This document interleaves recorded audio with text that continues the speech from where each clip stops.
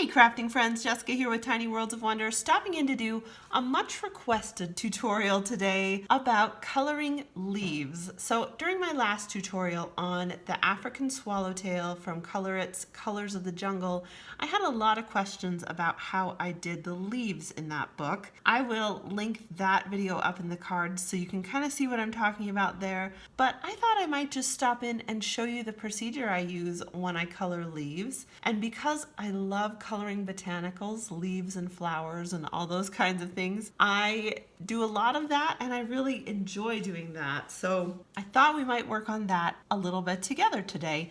Now, I will give you the disclaimer that I am not a coloring expert. I'm not an artist. I am a piano teacher and I'm a hobby crafter. So take everything I say about color theory and art and how to use Inktense pencils with a grain of salt, because I just do this for fun. I hope all of you do it for fun too, regardless of your background and any of that. So today we're going to be using actually a brand new acquisition for me, the Inktense set of 72 pencils. This was sent to me by an amazing friend. You know who you are. Thank you so much. She said she tried these out and she didn't feel like they were for her, and so she passed them along to me.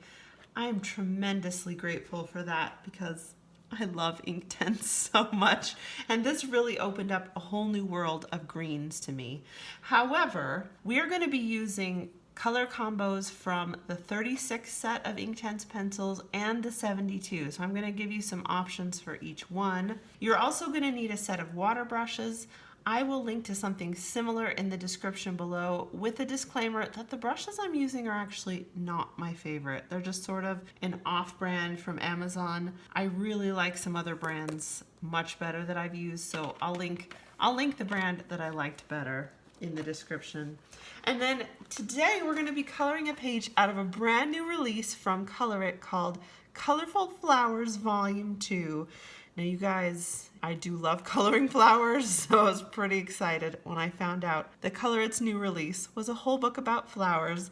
Stay tuned to the very end of the video if you want to see a flip through of the book and a little more info about some news coming up about this. So I am a Colorit affiliate. When you use the link in the description below and enter my coupon code, I do earn a small commission, and hopefully that's just convenient for you and saves you a little money. However, I do always give honest opinions on every product I review, and this is going to be no exception. Today, our main focus is the tutorial, so you can use any coloring book that has leaves and flowers that you enjoy.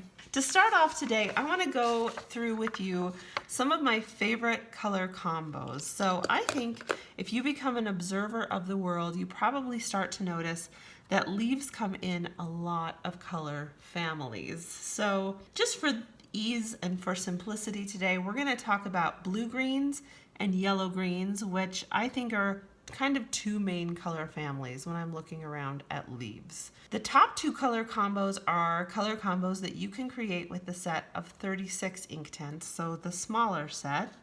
You can create a vivid blue-green using apple green, felt green, and deep indigo. That gives you a color combo similar to this right here, albeit I did these examples pretty sloppy, so I think you'll be able to get an even better result than I did there. Then with the set of 36, if you're aiming for more of a yellow green, maybe you want to try apple green, felt, leaf green, and bark for your shadows. That gives you more of a brown or yellow-orange undertone.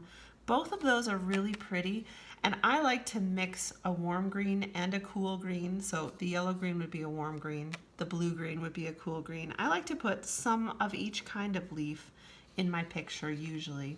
Now, if you're lucky enough to have the set of 72, or if you just choose to buy some pencils off the shelf, you can get a really nice emerald green with a spring green, beach green, Ionian green, and deep indigo. Deep indigo is one of my very favorite leaf colors, even though it's blue. So this gives me something similar to the blue-green up here, but I would say a little more natural looking, maybe a little less vibrant because I used a little less of this really, really bright apple green. And then if you want a yellow green and you have the 72 set, fern, light olive, leaf green, and bark might be a really great combo for you as well. So I'm going to be working on this page in Colorful Flowers Volume 2. I think it's really pretty and it has a lot of peonies in it. And peonies are my favorite flower. So for this page, I'm going to be using a combo of both of those leaf colors, a yellow green and a blue green. For my peony leaves, I think I'll use the blue green, and then we'll just see how the color balance goes from there. So rather than trying to narrate while I color, which I find actually kind of difficult, I find it difficult to talk while I color, I might swap over to a voiceover for this section, but I am going to leave this running in real time so that you can see how I would approach this page. Okay guys, I apologize for traffic noise, for fireworks, for all the things that you might hear in the background. It was about 100 degrees here in Montana today, so all the windows are open. There's no AC in my house, and we're just gonna make it work. I'm starting off here with my lightest color green, that spring green, and I'm gonna start off just by blocking in my values. This is a process that I always do when I start a new page. I'm gonna lay in where my light shades are and where my dark shades are. So for this page, I'm going to pretend that my light source is coming from the upper right hand corner of my page, more or less. That way surfaces that point to the right and toward the top, when you imagine this scene in 3 dimensions, are going to be my highlight areas. So once I block in my highlight areas with spring green, and then make sure I leave some white space so that I can leave a true highlight on the top surface of that leaf, I'm going to start blending in with beach green, which is my second shade, along the edges. And then I'm going to come in with that Ionian green as we start to get into the shadowed edges. And then I'll come back in with the deep indigo and darken my deepest shadows. Now as I start to activate with water here, I'm going to start with my lightest areas first so that I don't pull any of that darker green color into my white areas or into my spring green areas. I want to make sure that I leave those nice and light.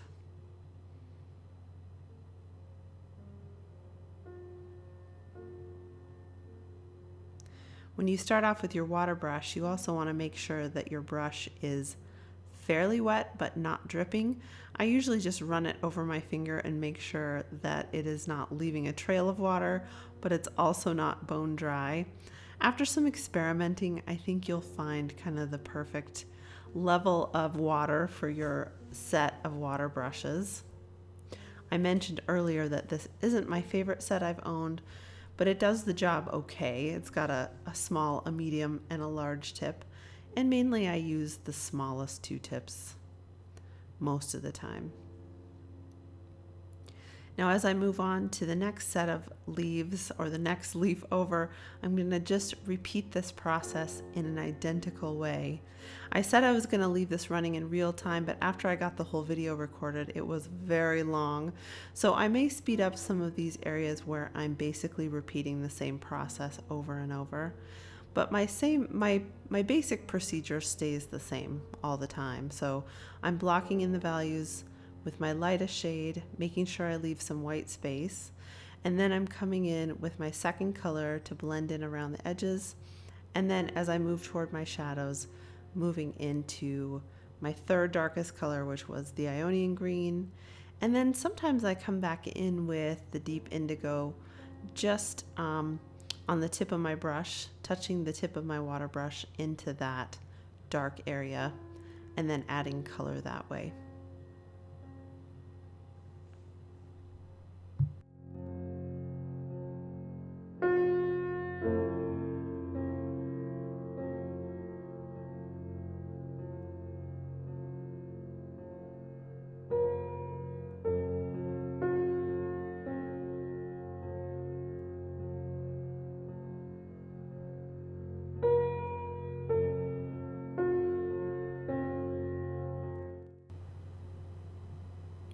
Now, as I move over to this other section, one thing I'm thinking about all the time is how I want to balance out my warm green and my cool green tones in my picture. So I don't always want all of my leaves to be the exact same color.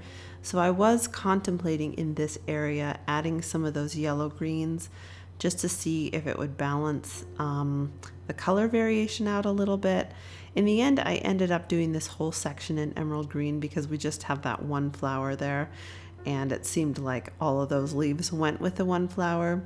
But one thing I'm thinking about as we go along is where I might add some of those yellow greens to kind of balance out the picture by spreading the greens around just a little bit.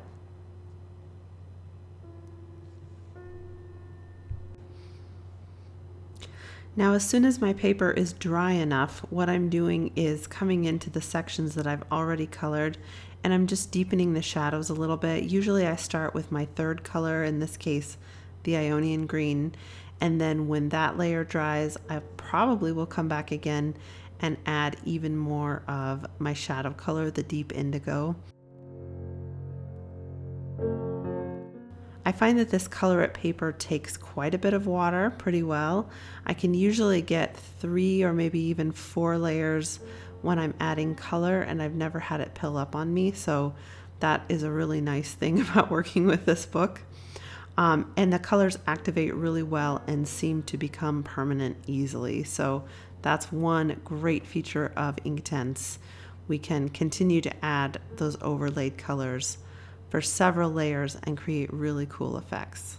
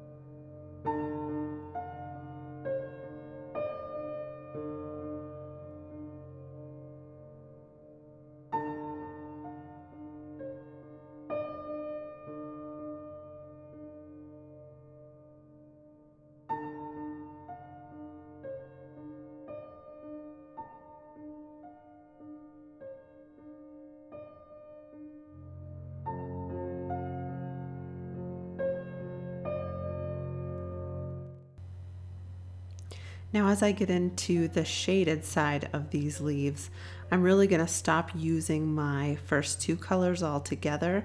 I might throw in just a little bit of the beach green for blending purposes, but for the most part, I'm going to use just those 2 darkest colors so that I get a really deep shadow on this side.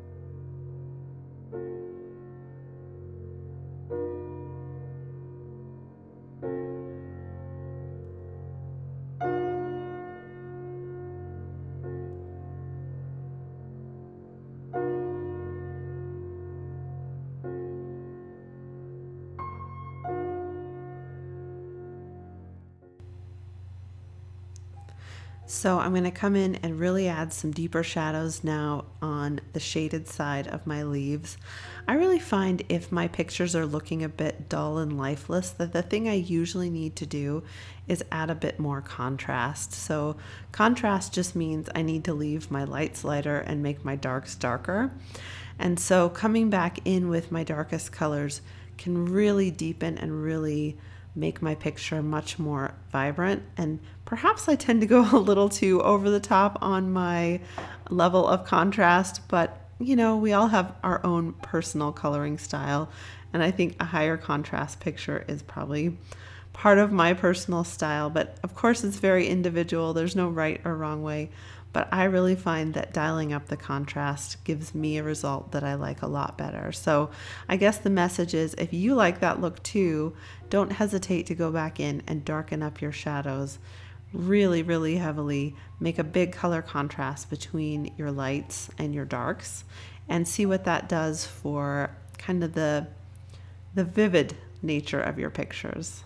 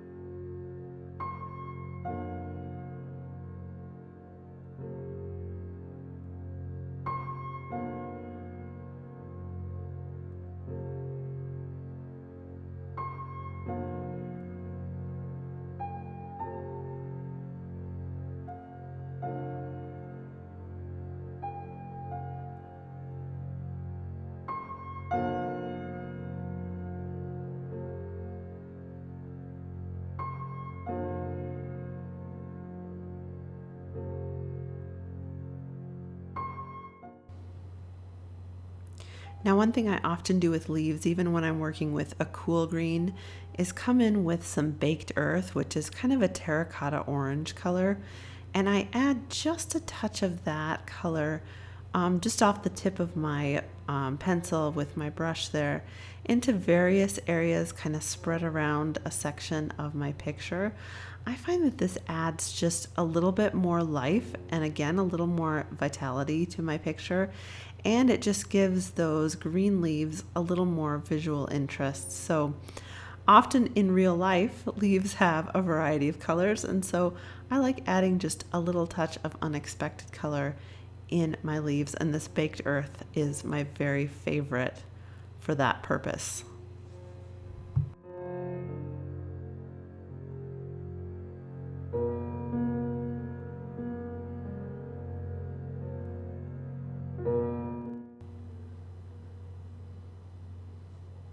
Now that most of those leaves are pretty dry, I'm going to come back in with my deep indigo and I'm going to add even more shadow in those darker areas on the shaded side of my leaves. Again, just to add even more contrast. because often shadows can be really deep. If you observe nature and you make that part of your practice, you'll notice high contrast environments are all around you. So like I said, it's a bit of my personal style coming in there, but I do like to make my shadows really nice and dark.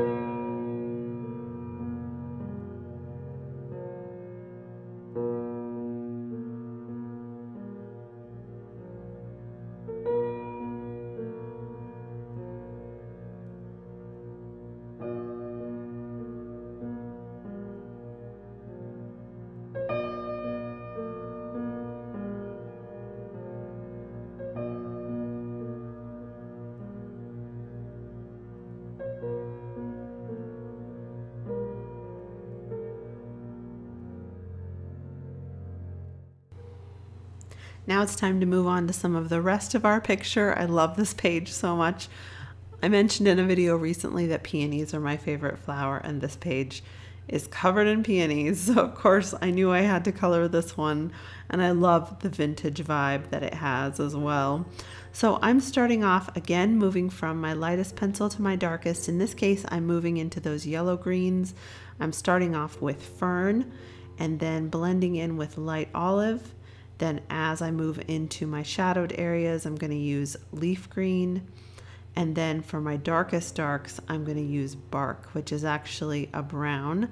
So when I use bark, I like to use it pretty sparingly, but it does give a nice dark brown shadow to some of those yellow greens. So I started off again just blocking in my values, leaving some white space so I can make sure I have some highlights. And then when I've come in and activated everything, you'll see me come back in and darken things up even a little bit more. As you come back in to add your contrast, you do want to make sure your paper is pretty dry. You don't want to try to layer wet on wet over and over again. When you allow the paper to dry, it does seem to take water really well.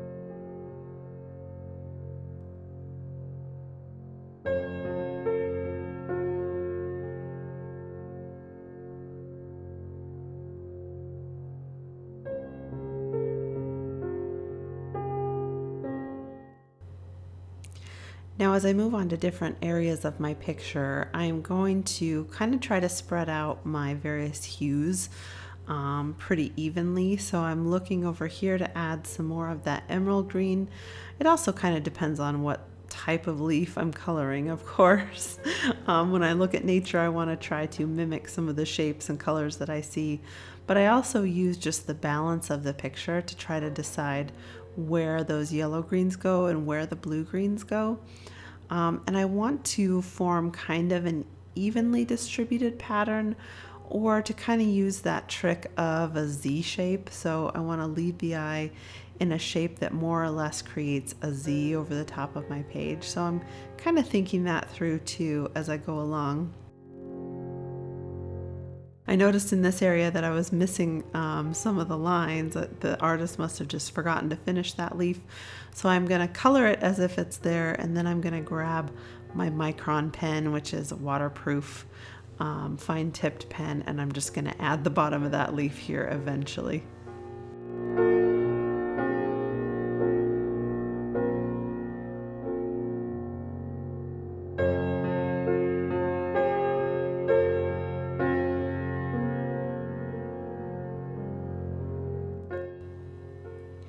Now we're skipping ahead just a little bit in time because there was a lot of activity going on in the house toward the latter part of my coloring there, and I had to just pause for a little bit. So we're back at it now.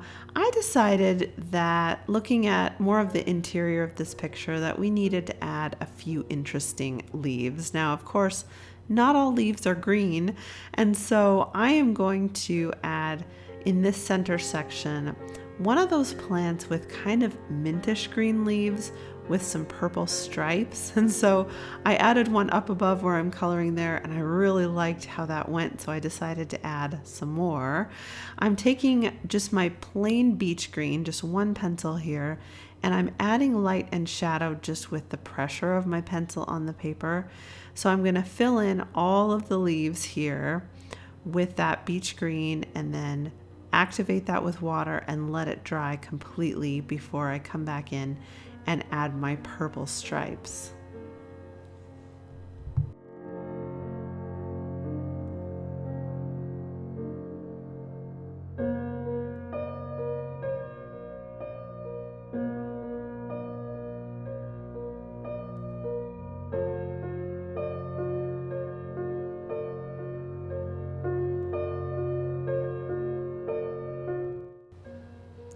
Sometimes as I'm working through my pictures, I find little hidden gems that I didn't see when I originally looked at the picture, or I just didn't manage to take in all the details. But in some areas of this picture, there are actually some succulents, and succulents come in amazing colors. So I decided to come in with kind of a mint green shade for these succulents. This is iron green, and because I want this to be a very light mint green, I'm just using that single pencil, just touching the pencil with the tip of my wet brush and painting onto the paper. That way I can control how diluted the color is a little bit better. And I come in and do just basically a wash, and then as the paper dries, I come back in with another layer and just darken up in the shadowed areas.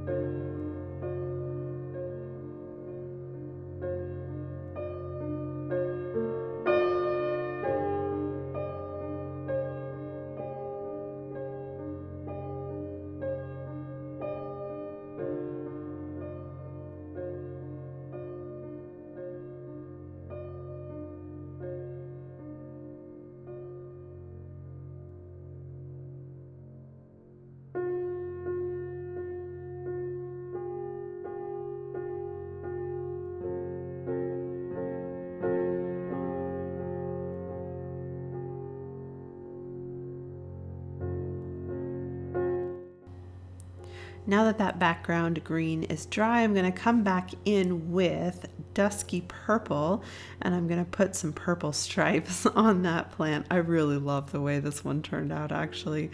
What I'm doing there is just, as you can see, touching my water brush to the end of my pencil, and then I'm trying to control the light and shadow just by starting in my darkest area on my leaf and working out toward the lighter color. And then I might just dab off and kind of blend it out a tiny bit, just so it's not a completely solid stripe. And then I'm adding one down the center and then along each edge as well. This is maybe my favorite leaf on the whole page. I really like this one. I'm not sure what this is called, but I did look up some reference photos, so it is a real plant that exists.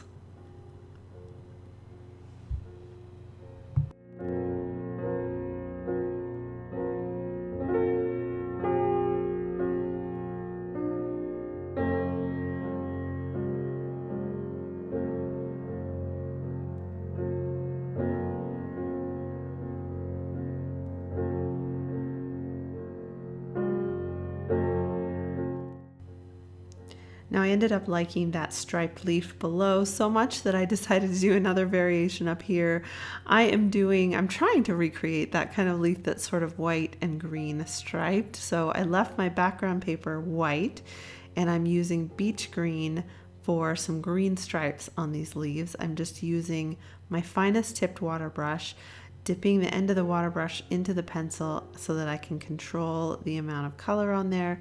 And then again, I'm trying to work kind of from my darkest edge to my lightest edge. I started off going kind of backwards at the beginning here, and then I figured out that that was what I needed to do.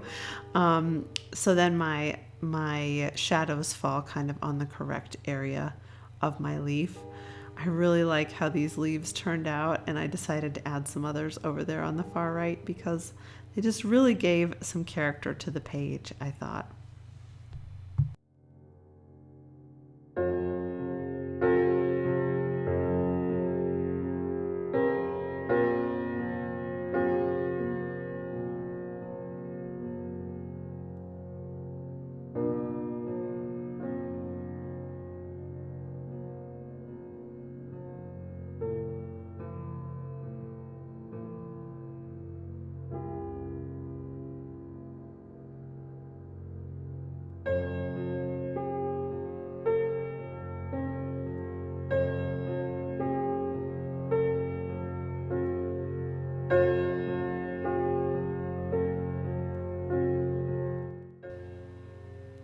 Now I'm just going to come in with my bark pencil and add a little bit of brown to the stem. I try to add as many different colors as I can get away with there, just to make a little more visual interest in my picture. Whether it's always true to nature or not, I'm not sure, but that's what we're aiming for. Now over here on the right hand side, just for a little more interest, I'm going to come in and add some leaves that aren't green at all. So I wanted to create kind of a true autumn purple red over here on the right hand side. So I am using a dusky purple for the highlight or the lighter areas and a matter brown for the shadow areas.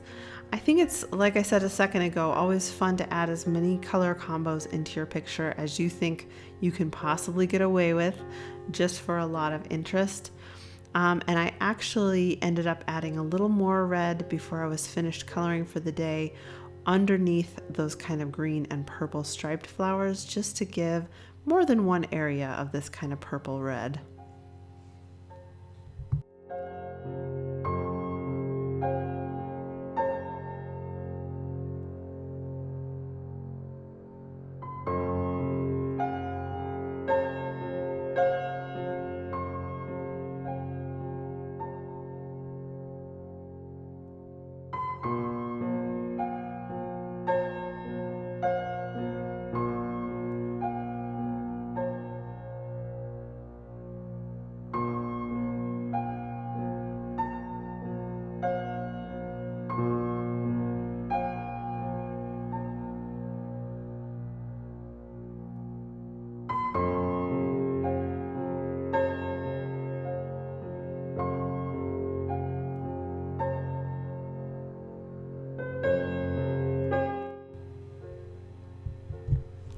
Now I'm going to come in with my iron green again, kind of that mint green.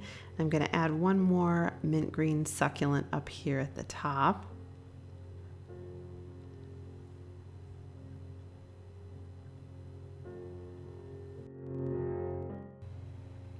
And then last but not least, I'm going to add one more of those green and white striped leaves. One more set of them over on the right hand side here. These striped leaves are my absolute favorite on the whole page. I love how they turned out. Now, if you've made it this far into the video, I have a bit of a surprise for you. Colorit, whenever we launch a new release here on the channel, always offers to send one lucky US-based viewer a copy of their new release. So in this case, a copy of Colorful Flowers Volume 2 will be going to one lucky viewer if you live here in the US. So all I need you to do before the date that I put on the screen is to comment below with your favorite plant. It can be a flower, it can be a tree, it can be any kind of botanical. I just want to know what your very favorite plant is. Huge thanks to Colorit for always offering a giveaway every time we celebrate a new release here on the channel. It's so much fun to do that, and that is really generous of them. We're really, really grateful.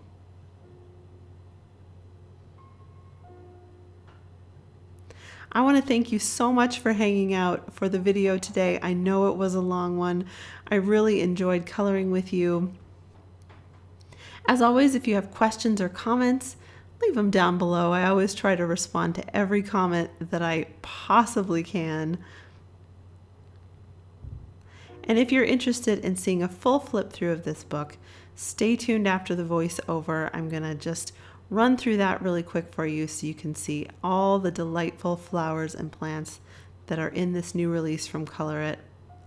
Huge thanks to Colorit for sending this along for review and for making this fun tutorial. I really had a blast using this page for this purpose. It was a lot of fun.